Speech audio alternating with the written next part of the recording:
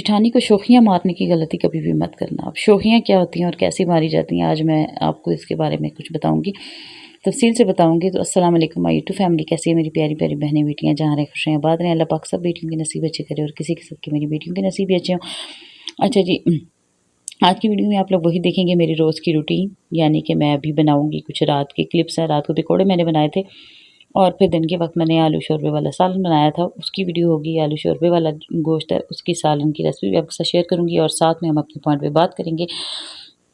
और इसके साथ साथ आपसे एक रिक्वेस्ट है कि जाते जाते प्लीज़ मेरे चैनल को लाइक और सब्सक्राइब लाजमी करें। मुझे समझ में नहीं आ रहा कि सब्सक्राइबर एकदम से बढ़ते हैं फिर एकदम से कम हो जाते हैं, कुछ समझ नहीं आ रही कि क्या हो रहा है। अगर आप लोग सब्सक्राइब कर ही दिया होता है तो प्लीज़ अनसब्सक्राइब ना किया करें।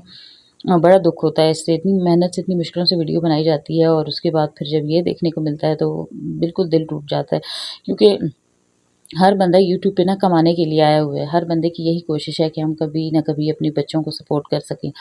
मेरा भी यही ख्वाब है कि मैं अपनी बेटियों को सपोर्ट कर सकूं। अब पूरा हो गया तो इंशाल्लाह आप लोगों के साथ अपने एक एक बात शेयर करूंगी। इसलिए आपसे गुजारिश है कि प्लीज़ चैनल पे नए हैं तो उसे सब्सक्राइब कर दें, जो कर चुके हैं उनका तहे दिल से शुक्रिया और अल्लाह पाक उन्हें हमेशा खुश रखे, आबाद रखे। जो मेरे चैनल को सपोर्ट करने में मेरी मदद कर रही हैं, हमेशा अल्लाह पाक उन्हें खुश रखे और उनके चैनल को भी इसी तरह तरक्की मिले, आमीन सुम आमीन। अच्छा जी, आते हैं अपने मेन पॉइंट की तरफ कि जिठानी के साथ शोखियाँ मारने की गलती कभी मत करना। शोखियाँ कैसी होती हैं, कैसे मारी जाती हैं कि हमें खुद भी नहीं पता चलता बच्चियों को कि वो क्या कर रही हैं।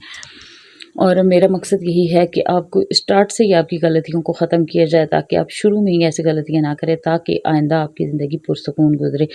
और आइंदा आपकी ज़िंदगी में ऐसे मसले आए ना। क्योंकि हम लोग जो कुछ भी करते हैं अनजाने में करते हैं। ज़्यादातर भोली-भाली और सीधी-सादी बच्चियाँ जो होती हैं वो अनजाने में ऐसी गलतियाँ कर देती हैं। अब शोखियाँ क्या होती हैं? सबसे पहली शोखी तो ये होती है कि खुशी से जाके जेठानी को बताना कि आज मेरी सास ने मेरी इस बात पे तारीफ़ की, मैंने ये कुकिंग की है और सास हम आई, उन्होंने मुझे कहा तुमने बहुत अच्छी कुकिंग की है, बहुत मज़े का खाना बनाया है, तुम बहुत अच्छे काम करती हो और तुम बहुत अच्छे तरीके से इस घर में मैनेज होने की कोशिश कर रही हो, तुम बहुत अच्छा घर चला रही हो। अक्सर सासें अपनी बहू की तारीफ़ करती हैं ना, तो ये गलती जो है ना, आपने गलती से भी नहीं बताना कि अपनी जेठानी को कि मेरी सास ने आज मेरी तारीफ़ की है, आज सासू अम्मा ने मुझे ये मशवरा दिया, आज मैं उनके पास बैठी, उन्होंने मुझसे ये बात की, या फिर आज मैं अपनी सासू अम्मा के साथ कहीं जाऊँगी। ऐसी गलती आपने कभी भी नहीं करनी। होता क्या है कि जो पहले वाली होती है ना, जो जेठानी साहिबा होती हैं, वो अपनी जगह एक मकाम बना चुकी होती हैं वहाँ पे और फिर वो इनसिक्योर हो जाती हैं। उन्हें ये लगने लगता है कि शायद ये आई है ना, तो इसकी वजह से कहीं मेरी जगह ना ख़त्म हो जाए, तो वो ऐसे में फिर आपके खिलाफ़ साज़िशें करना शुरू कर देती हैं, या फिर वो वहीं पे आपको कह देती हैं हाँ, ये पहले-पहले ऐसे ही तारीफ़ें करती हैं, फिर बाद में बंदे से ना नफ़रत भी इतनी ही करती हैं, ये अपने जाल में फँसाती हैं। ये आपको अपनी मुट्ठी में लेंगी और फिर देखना आपको कितने ज़ोर से गिराएँगी। अब यहाँ पे क्या होता है, लड़कियों के साथ की लड़कियाँ जब ऐसी बात सुनती हैं ना, तो मेरे साथ भी ये होता था, सुन के और फिर फ़ौरन दिल में गलत ख़्यालात आ जाने। पहले दिल बड़ा खुश होता है कि सास इतनी अच्छी हैं, मेरी इतनी तारीफ़ कर रही हैं, इतना अच्छा रवैया है उनका मेरे साथ और मेरी इनके साथ अच्छी बनेगी, अच्छी गुज़रेगी। और यही तारीफ़ फिर जो है, जब आप अपनी जेठानी को बता देती हैं और वो जब नेगेटिव बात आपके साथ करती है कि ये पहले ऐसे ही करती हैं और बाद में जो है ना इनका रवैया गलत हो जाता है, तो वहाँ पे कहीं न कहीं ज़हन में ये बात आ जाती है, मेरे साथ भी ऐसा ही होगा। तो साथ में वो अपना मुफ्त का एक मशवरा देती हैं कि नहीं, अब तुम इनसे थोड़ी-सी कंट्रोल में रहना, ज़्यादा फ्री मत होना, यहाँ पे अगर तुमने ऐसा किया तो ये ऐसा कर देंगी। यानी कि अगर आपने थोड़ी-सी भी गलती कर दी तो सास अम्मा आपको ये सज़ा देगी। हालाँकि आप ऐसा कुछ ना जानती होती हैं, ना आपको कुछ पता होता है और ना ही जो है ना आपने कभी सास को इस मिज़ाज में देखा होता है पहले। तो आप भी अपना बच्चियाँ भी अपना कहीं न कहीं माइंड ऐसा बना लेती हैं कि इसने मुझे ये बात कही है तो ज़ाहिर है ये इनके साथ रहती जो है तो ऐसा हुआ ही होगा। और ज़्यादातर जो दिल की साफ़ लड़कियाँ होती हैं ना, वो अगले बंदे को भी अपने जैसा ही समझ रही होती हैं कि मेरा दिल जो साफ़ है, मैं जो किसी का बुरा नहीं सोचती, तो शायद अगला भी मेरा बंदा जो है ना मेरा बुरा नहीं सोचेगा। लेकिन नहीं, ऐसा नहीं होता। हर इंसान के दिल को आप नहीं जानती और किसी के घर में फ़ौरन ही घर में जाते ही ना आप किसी को भी जज नहीं कर सकती। तो इसलिए अगर आपकी सास जब आपके साथ अच्छा रवैया अख्तियार करे, अच्छी बातें करे, तो ये बात भी आपने सीक्रेट रखनी है, आपने नहीं बतानी अपनी जेठानी को कि ये जो है ना मेरे साथ अब ये हो रहा है, या मेरी सास मुझे तारीफ़ कर रही है, मेरी तारीफ़ कर रही है, मेरे वालिदैन की कर रही हैं, या मेरे साथ बैठती हैं, या मैं उनके पास बैठती हूँ जाके, नहीं। आपने कोशिश करना है आप अपने और अपनी सास के मामलात जो है ना अपनी जेठानी से छुपा के रखें। अब जब सास की बात तारीफ़ आप कर देती हैं अपनी जेठानी से, तो आपकी जेठानी जब आपके सामने उनकी कोई बुराई या उनकी बात को इस तरीके से पेश करती है कि नहीं वो ऐसी नहीं, ऐसी भी हैं, वहाँ पे फिर जो क्या होता है कि आपके ज़हन में यही चीज़ फ़ौरन दौड़ने लगती है कि मेरे साथ भी ऐसा ही होगा। तो वहाँ पे फिर साथ ही आपको जेठानी साहबा ये मशवरा देती हैं कि आइंदा आपने उनसे थोड़ा-सा दूर रहना है, ज़्यादा क्लोज़ होंगी तो आपको जो है ना आपके साथ ये मसला पेश आएगा, और वहाँ पे फिर आप खुद उनसे थोड़ा-सा दूर होना शुरू कर देती हैं। कहीं न कहीं बच्चियाँ जो होती हैं ना वो बात उनके दिमाग में आ जाती है, और फिर वो डर-डर के सहमी-सहमी रहने लगती हैं, और डरने की वज़ह से वो फिर सास से जब थोड़ी-सी दूर होनी होती है ना, तो वहाँ पे फिर सास के दिल में आपके लिए नफ़रत आना शुरू हो जाती है, और अगर नफ़रत ना भी आए तो सास भी ये बात सोचने लग जाती है कि कल तो इसका रवैया मेरे साथ अच्छा था, मैं भी इतनी अच्छी थी इसके साथ और हूँ, और अभी अचानक इसका रवैया मेरे साथ क्यों चेंज हो गया? क्योंकि किसी की बात सुन के ही ना, ये साइकोलॉजी है, जब आपके सामने कोई किसी की अच्छाई बयान करता है ना, तो आपका माइंड उसके बारे में अच्छा सोचने लगता है। लेकिन जब आपके सामने किसी के बारे में कोई आपको बुरा बताए ना, तो आपका फ़ौरन ज़हन सोचने लग पड़ता है कि ये देखने में तो ऐसी नहीं है, पता नहीं अंदर से ऐसी होंगी, तो मुझे एहतियात करनी चाहिए। वहाँ पे एहतियात करना आप खुद ही शुरू कर देती हैं। लेकिन जब लड़कियाँ खुद इस बात से एहतियात करती हैं ना, तो वहाँ पे फिर सास में जो है वो आपसे खुद ही दूर होना शुरू हो जाती है, और इसका फ़ायदा फिर जेठानी को होने लग जाता है, क्योंकि उसके भी मकाम भी वही रहता है, या फिर उससे मकाम उसका ज़्यादा बढ़ जाता है, वो ज़्यादा अच्छी बन जाती है। और जब वो ज़्यादा अच्छी बन जाती है, तो आपकी सास साहिबा ज़्यादा उसकी तारीफ़ें करती हैं, और वो तारीफ़ें जब आपके शौहर के सामने की जाती हैं ना कि बड़ी वाली तो इतनी अच्छी है, उसने ये काम किया, ये किया, या उसका ऐसा अच्छा रवैया है, तो वहाँ पे फिर आपको खुद को भी जलन भी होती है, इस चीज़ की तकलीफ़ भी होती है कि मैंने तो अपना पूरा बेस्ट दिया, लेकिन ये फिर भी बड़ी की तारीफ़ करी हैं। और साथ में आपके शौहर साहब जो हैं वो भी कहीं न कहीं आपकी जेठानी के साथ जो है ना उनका भी मिज़ाज अच्छा होने लगता है। पहले ही अच्छा होता है, मज़ीद वो उसके बारे में कुछ गलत सुनते भी नहीं हैं, ना कोई गलत बात करना पसंद करते हैं। बल्कि इसकी वजह से फिर सरासर सारा नुकसान आपका अपना होता है। तो देखिए, मैंने आपको स्टार्ट से लेके एंड तक की पूरी बात समझा दी है कि आपके एक एक गलत रद्द-ए-अमल की वजह से जो अनजाने में हो जाता है, उसका आपको इस तरह नुकसान हो सकता है, और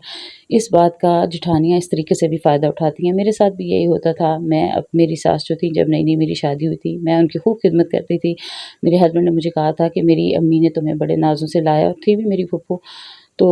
उनकी खिदमत में कोई कमी नहीं आनी चाहिए। मेरी पक्की रूटीन होती थी, मैं दिन भर के सारे काम करती, जो मुझसे हो सकते थे वो मैं काम ख़त्म करके उसके बाद मैं रात के वक़्त मेरी सास जो होती हैं, उनके पास मैं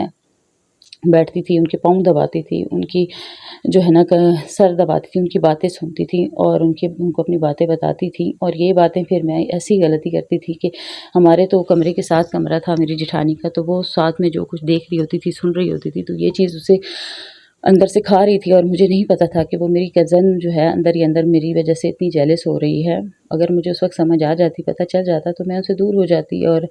उनके सामने ऐसी हरकतें ही ना करती। हरकतें मतलब यही थी मेरी कि मैं अपनी सास के साथ ज़्यादा अच्छा रवैया उसके सामने ना अख्तियार करती, उसकी गैर मौजूदगी में अख्तियार कर लेती।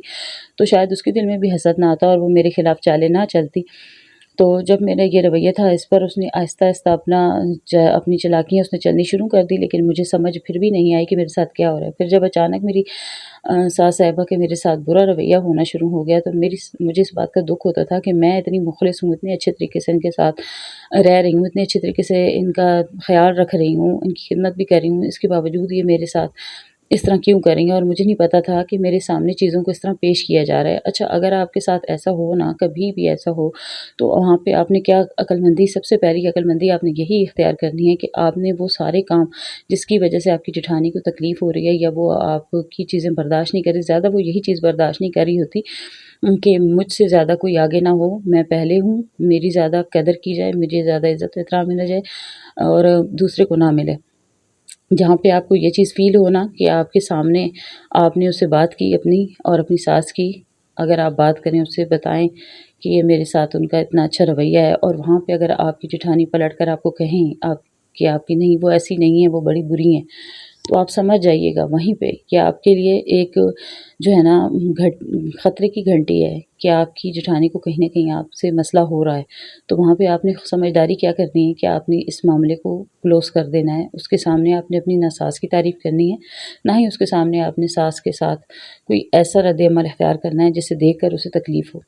क्योंकि यहाँ पे फिर वो आपके खिलाफ़ साज़िशें चलेगी और साज़िशों का नुकसान आप ही को होना है। आपके हस्बैंड से भी आपकी अनबन हो जानी है, सास से भी हो जानी है और घर का माहौल भी ख़राब होना है और आपका दिल भी ख़राब होना है और सबसे बड़ी चीज़ आपकी सेहत पे बहुत बुरा असर पड़ना है और जब सेहत पे बुरा असर पड़ता है तो स्टार्टिंग के दिनों में ही ना आपको जब आप प्रेग्नेंट हो जाती हैं और जब ऐसी फीलिंग आती हैं ज़हन में ना, ऐसी सोचें आती हैं तो उसकी वजह से बच्चे पे बड़ा बुरा असर पड़ता है। ज़्यादातर मिसकैरेजेस भी उसी वजह से हो जाते हैं।